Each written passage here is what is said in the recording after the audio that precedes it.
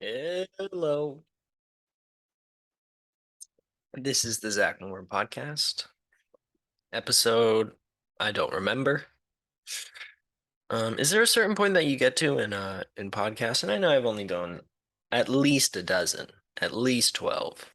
But is there a point where I don't know how other people do it, but would they stop saying, "Hey, this is welcome to podcast 563?" Not sure. Not sure.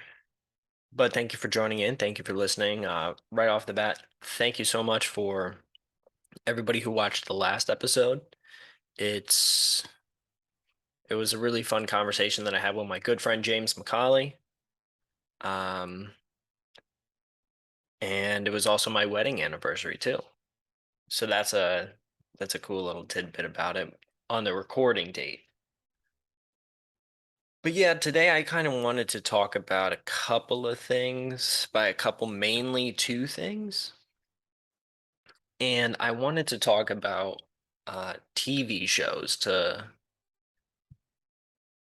start off with.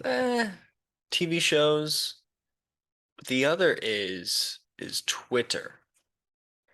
I really had an idea earlier this week about Twitter, and I've been listening to other people talk about kind of Twitter and the certain rules, regulations, certain people that get suspended, certain people that don't get suspended, kind of the entirety of Twitter, all of the pros, all of the cons of Twitter, the application. And my thoughts, I kind of go in all over the place, but I wanted to pull up this article that I saw over here. If I can share my screen, here we go. All right, this article by Jack Shepard from The Social Shepherd, 22 essential Twitter statistics you need to know. All right, 140 characters.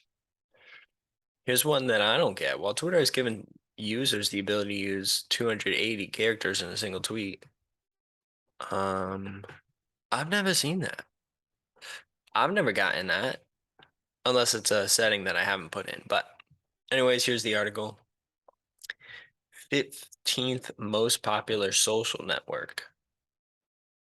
And I think that's partly due because while there are some people that spend all their day on it, most people will just send out a tweet and go. I don't know how many people are really like scrolling through Twitter like they are with Instagram, because Instagram is heavily dominated by videos. And then that's the same thing with TikTok, heavily dominated by videos. Well, in TikTok's case, it's about 99 to 100% videos.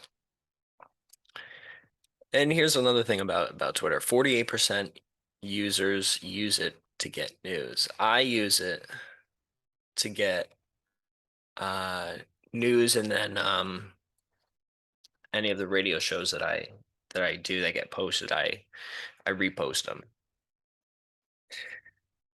Um, that's kind of how I use it. I don't use it to keep in contact with my friends or family. They don't really tweet that much. I don't really follow really brands or companies. I do that more so with Instagram. Once again, the picture aspect. Professional network, no. Other purposes, yeah. I don't know. I mostly just use it for news. Like or sometimes if I want to look something up quick and see like maybe a news story, what I'll do is I'll actually go to Twitter, search up so and so, and then or search up a single topic. Like this morning is a good example. I think UFC 278 was yesterday or 287. And Kamaru Usman just lost the title to Leon Edwards, and Leon Edwards gave him this nasty kick. Hit Usman, he looked like he folded like a lawn chair, as people would say. And it was just a really electrifying end of the fight. And the first place I went to go to find information on it was Twitter.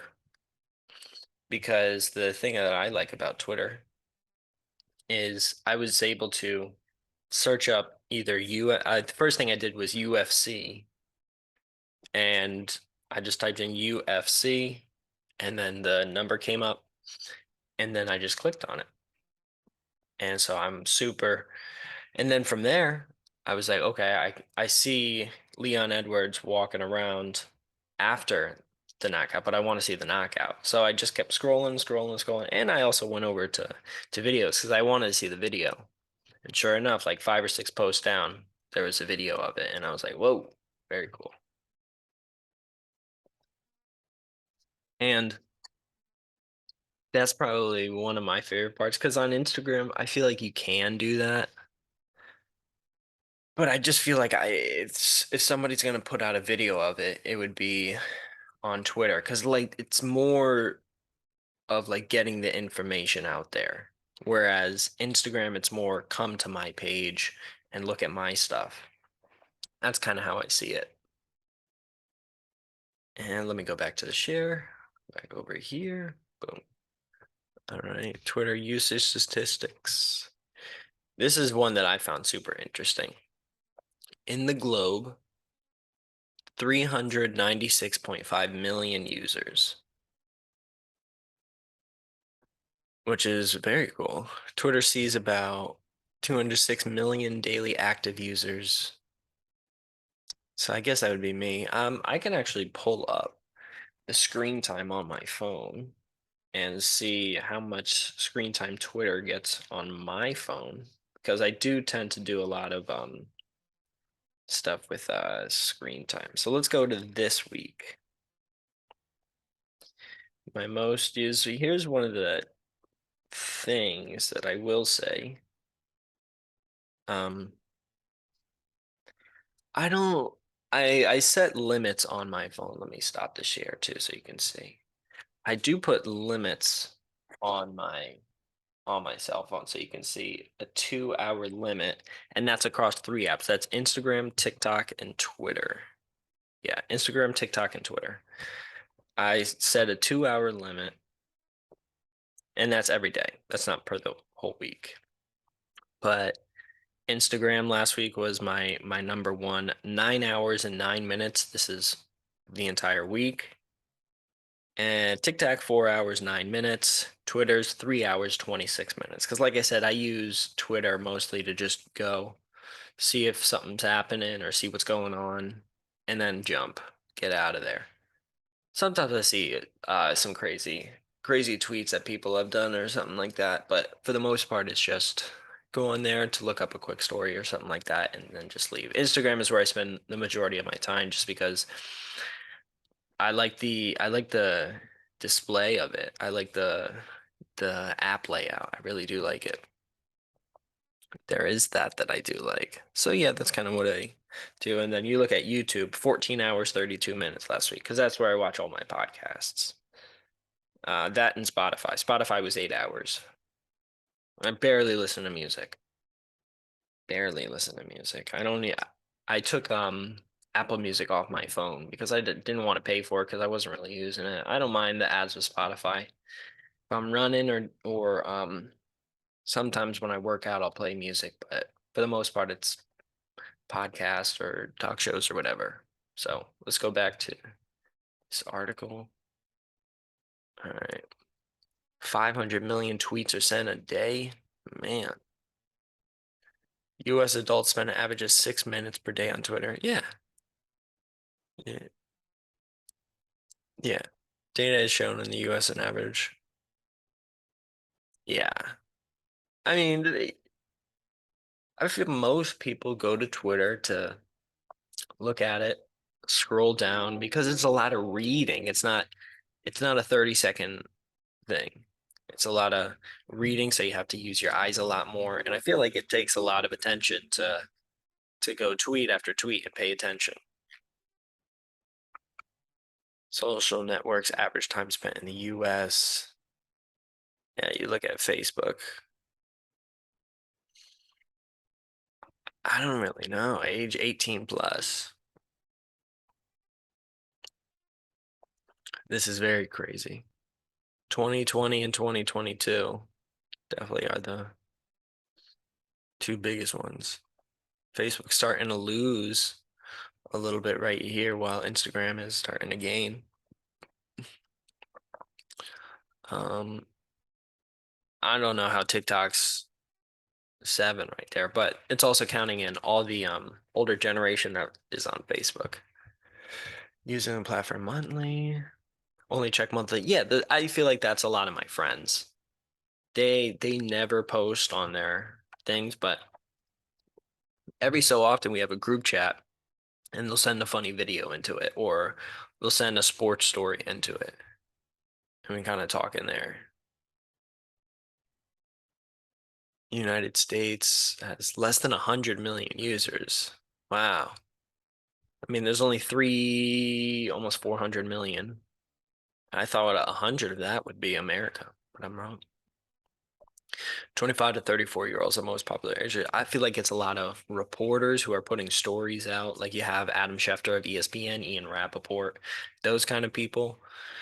And then general local sports guys. I mean, I've gotten to speak with, I wouldn't say I got to know, but speak with a lot of reporters and looking at their Twitters. It's just reporting, be like sending out five, six, seven tweets a day, and it's not like they're going like and arguing with people. It's just they're tweeting out stuff. They're saying this player is injured, this player is playing today. Something like that. Mostly male dominated. 70% male. Wow. 26. UK, it's much more even. Okay.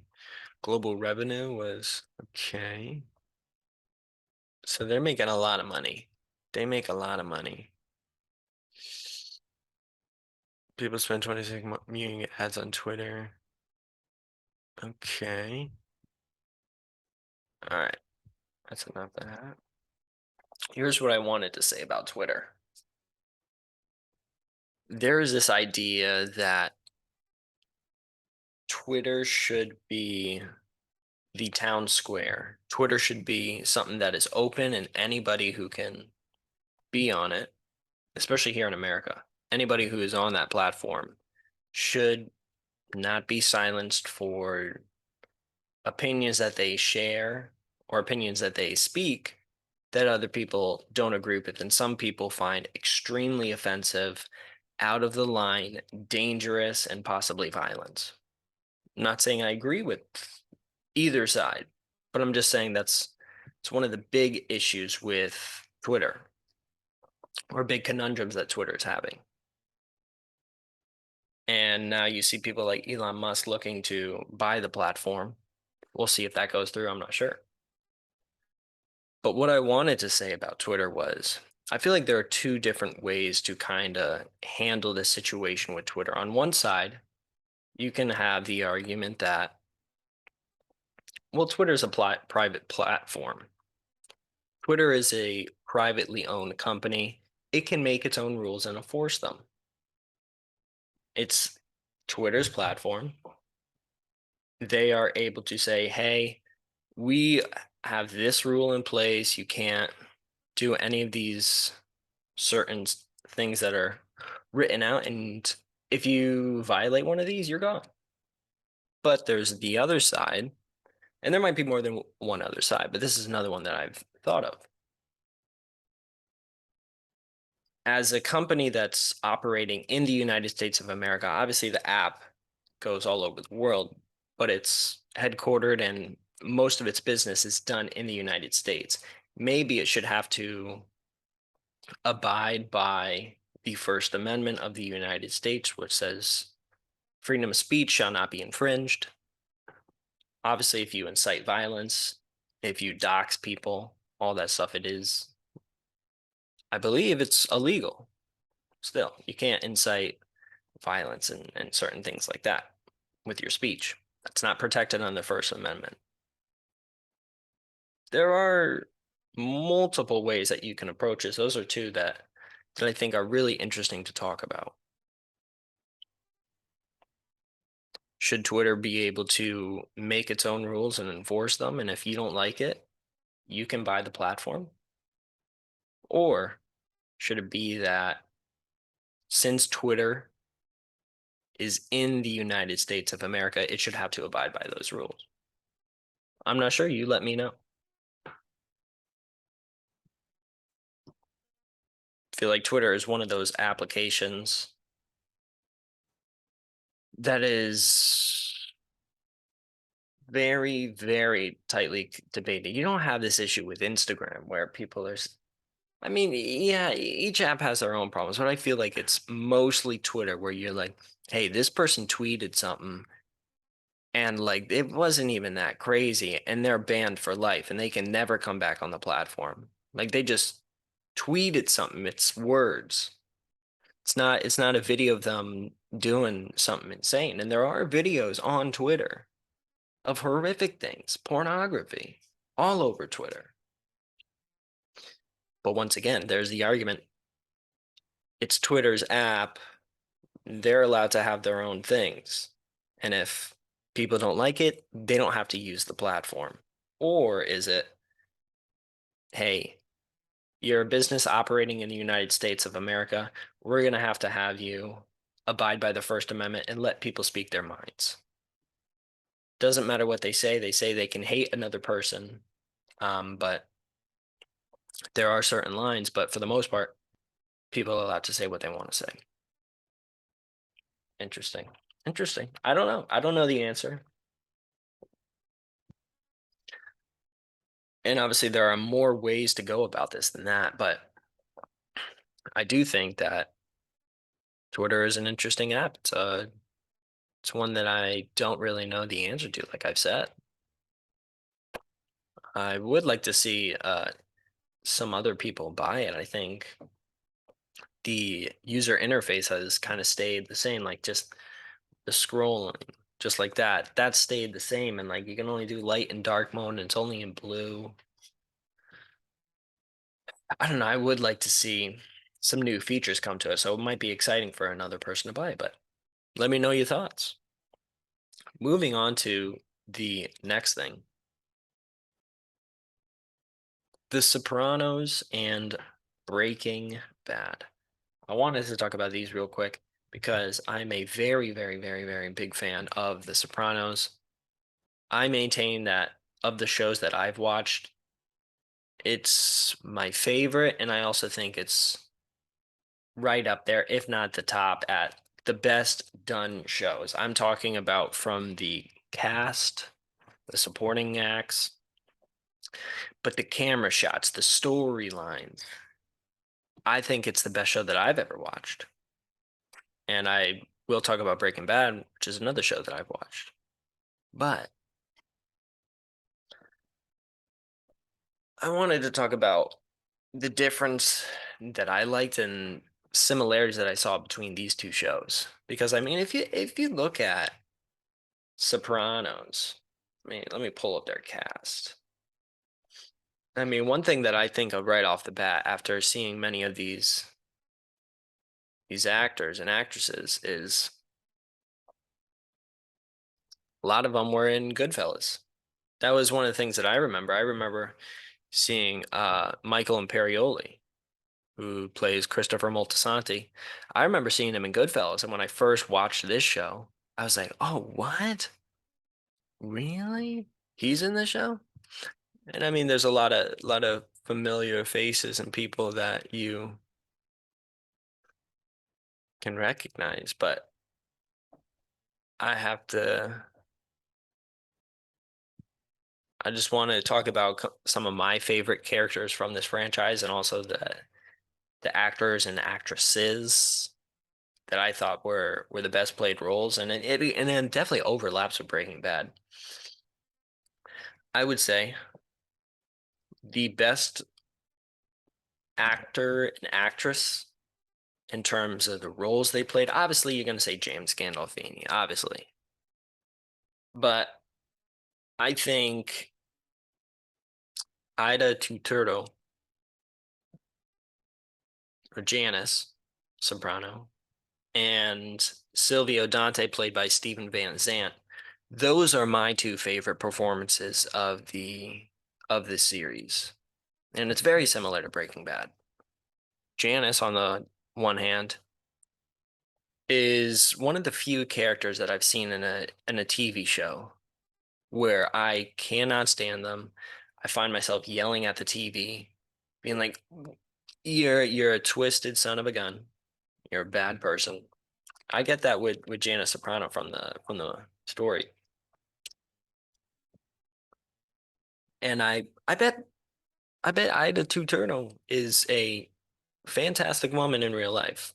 Sure, she's awesome, but in this show, she has to change who she is and become this evil, evil person who is only looking out for her own self-interests, who doesn't care about other people. I mean, I'm watching the show right now, so this isn't my memory, but just seeing how after her and Tony's mother dies, she goes and lives in her house, and when one of Tony's Gumas tries to move in, and tries to start living there, she takes the girl's prosthetic leg, and the girl's left with only one leg to walk around with.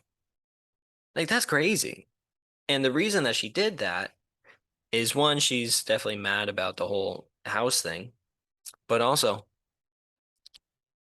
on her mother's deathbed, she gave this whole bunch of records to this woman with the prosthetic leg. And Janice didn't like that. She didn't like that.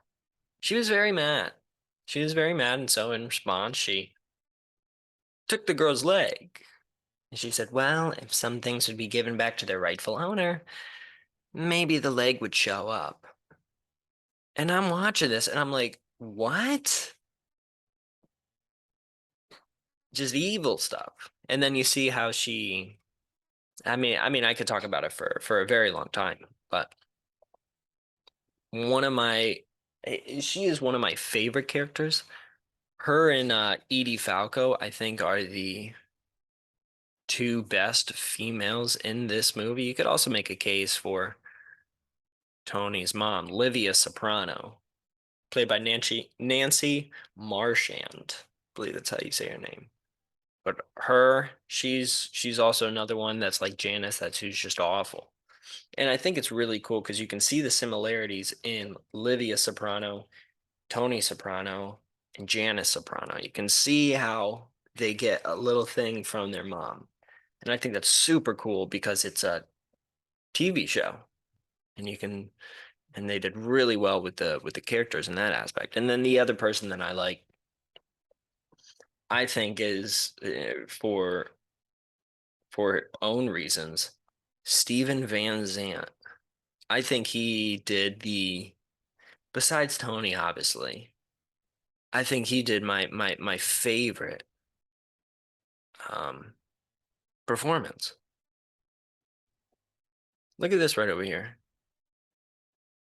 Steven Van Zandt, known as Little Steven or Miami Steve, is an American singer, songwriter, musician, producer, actor, activist, and author. He is best known as a member of Bruce Springsteen's E Street Band. Plays guitar and mandolin. That's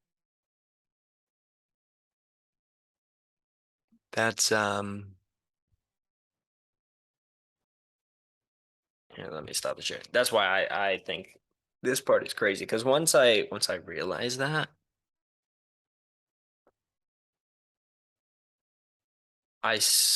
was extremely surprised. And there's this Howard Stern video from 2021, how Steven Van Zandt got his role on The Sopranos from 2007. I'll definitely have to watch that, but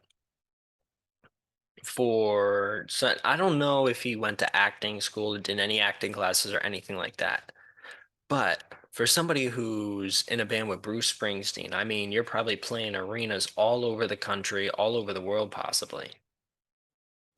And then to get a role on The Sopranos, which at the time was one of, if not the most popular show.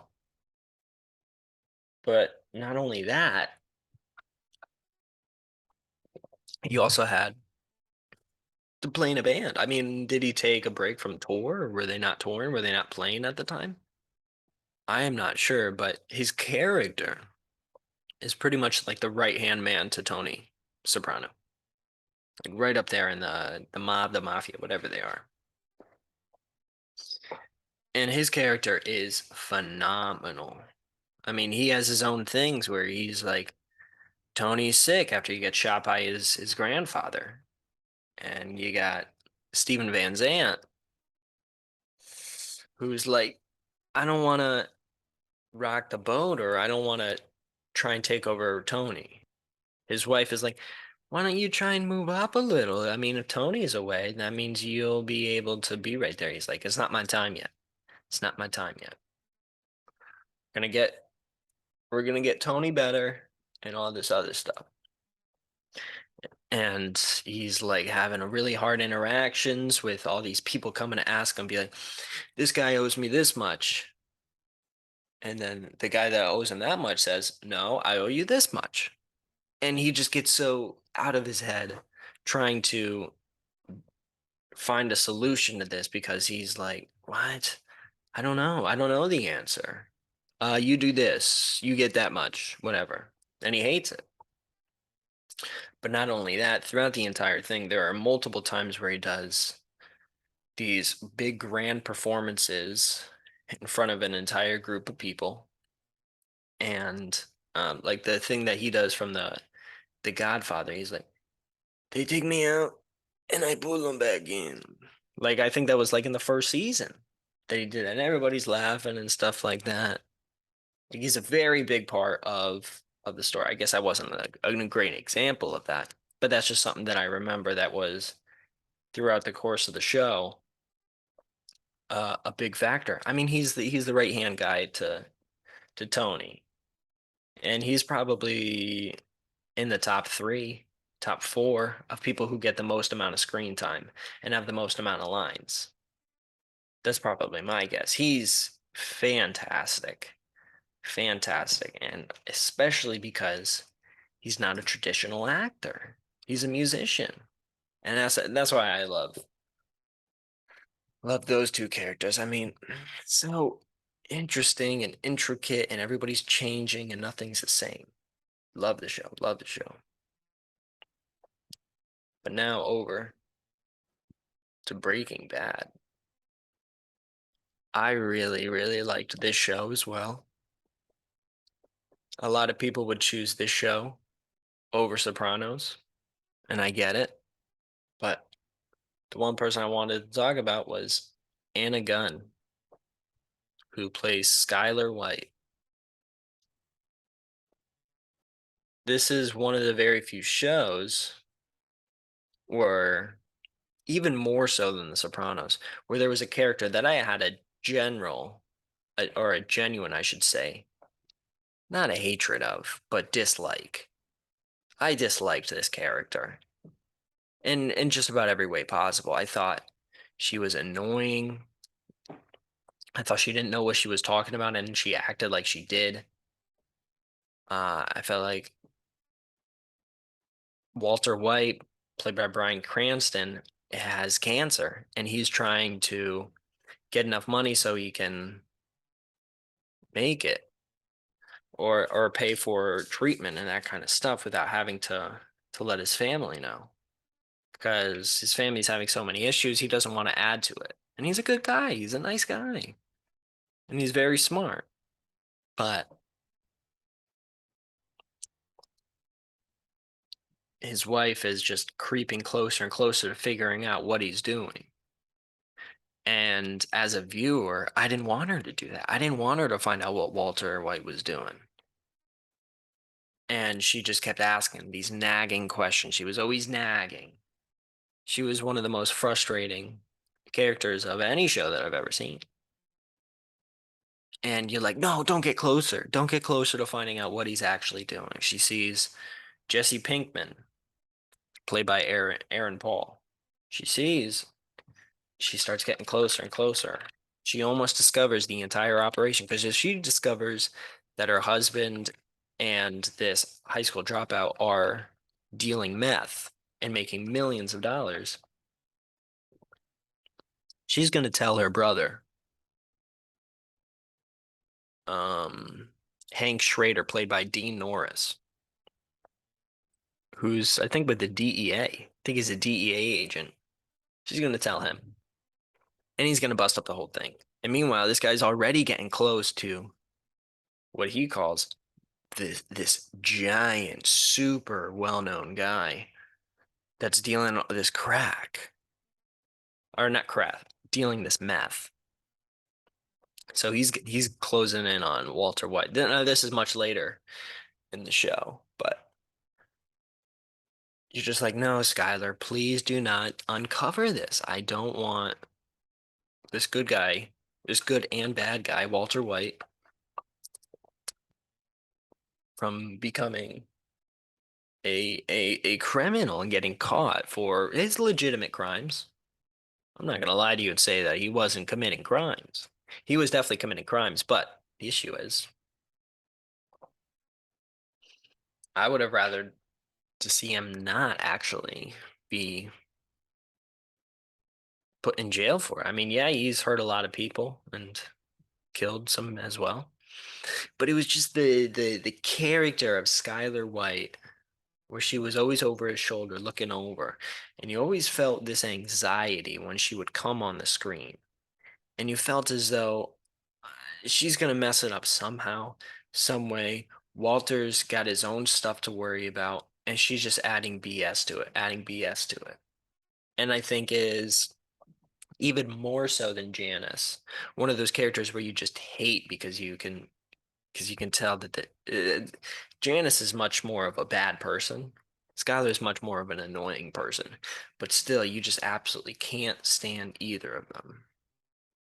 So I love these two shows, and hopefully there's another show that comes out where there's another character like this, because I love that.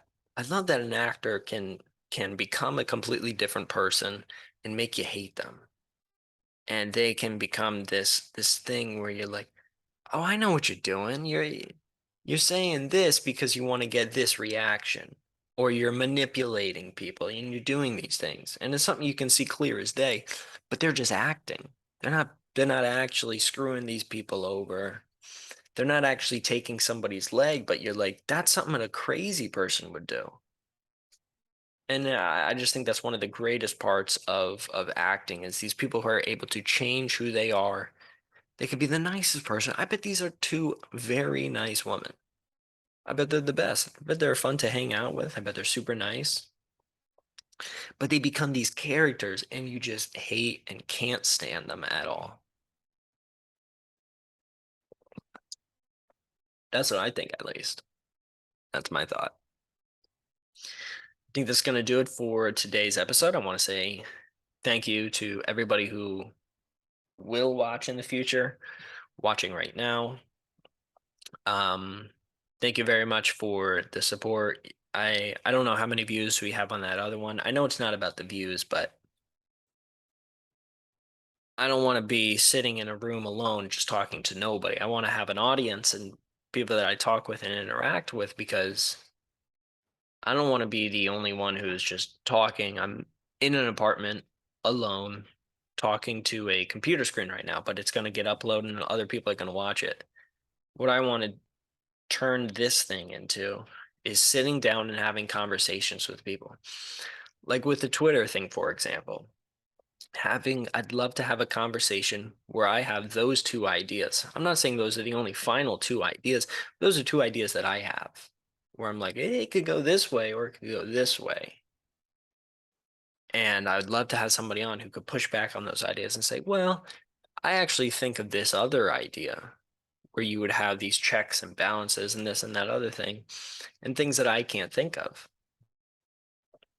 So I do hope to get a lot more guests on the show. I had so much fun with James. And I think it's better when you do a podcast and you're speaking with somebody else rather than just alone without any pushback and just blurting things out into the mic. Because you might disagree with my takes even on The Sopranos and Breaking Bad. You might think they're a bad show, and I'd love to hear why, because maybe that could change my mind. And not that I don't know many people who would say they're bad shows. I know a lot of people watch what's it, Better Call Saul. And once I got done with Breaking Bad, I was like, all right, I'm done with that storyline. It wasn't anything against Better Call Saul, but I really don't watch that much TV anymore. And I didn't want to watch another whole like 5, 6 seasons of another show. But Sopranos is my number one. My favorite movies are Interstellar, Goodfellas, TV shows, SpongeBob, and Sopranos. I think SpongeBob is a very, yeah, as popular as it is, even for adults, it's a very underrated show. Very underrated. A lot of the humor in it, even as you get up into the double-digit seasons, they have some humor. Obviously, once you get later there's not as much original storylines, but those are still very funny. But those early seasons, late 90s, early 2000s of SpongeBob, you could watch it as an adult and find it very humorous, very funny. I don't know.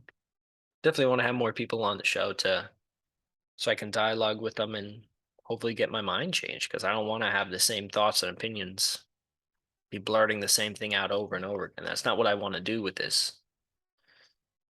I want to evolve, I want to change, just like I think all people should.